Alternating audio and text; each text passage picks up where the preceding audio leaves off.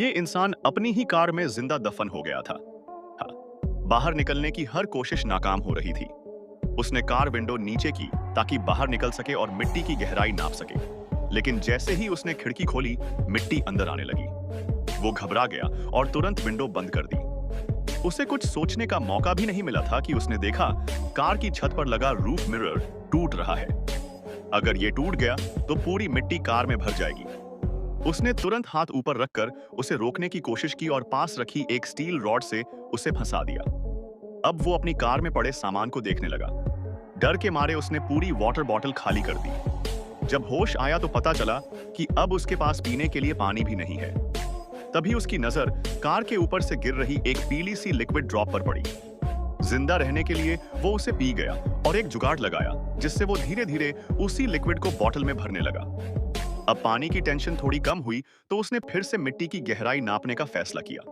उसने एक रॉड लिया और ऊपर की तरफ मिट्टी में घुसाने लगा, लेकिन बीच में एक रॉक आ गया और रॉड अटक गई। वो बहुत कोशिश करता रहा, लेकिन रॉड आगे नहीं जा रही थी। तभी पाइप में से जोर का पानी आने लगा, जिससे उसने उसी रॉड को खींचकर एक बॉटल कैप उसमें फंसा दिया और उसे फिर से ऊपर की ओर भेज दिया। अब कोई भी गंदगी अंदर नहीं आ रही थी। फिर उसका पाइप छोटा पड़ गया तो उसने दूसरा पाइप जोड़ा, लेकिन मिट्टी की गहराई इतनी ज्यादा थी कि बहुत मुश्किलें आने लगी। उसने कार जैक का भी इस्तेमाल किया, लेकिन वो भी अपनी आखिरी हद तक जाकर रुक गया। अब उसने अपनी पोल रखकर पाइप को ऊपर की ओर धकेल दिया। जब उसने पाइप में झांका तो बाहर कुछ भी रोशनी नहीं दिखी। फिर उसने एक क्लॉथ हैंगर रॉड को पाइप में डाला।